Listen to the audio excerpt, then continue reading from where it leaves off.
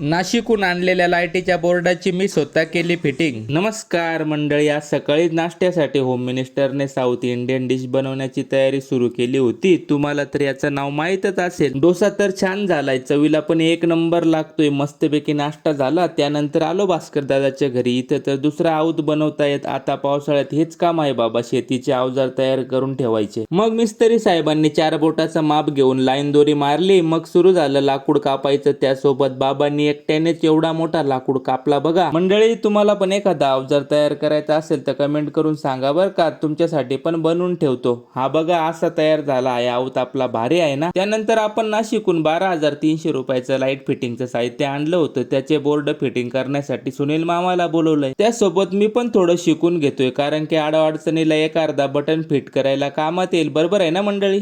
चला मग, आमची बोर्ड फिटिंग चालू आहे, तोपर्यंत तुम्ही आपल्या आयडीला फॉलो करून घ्या। भेटूया उद्याच्या व्लॉग मध्ये मंडळी।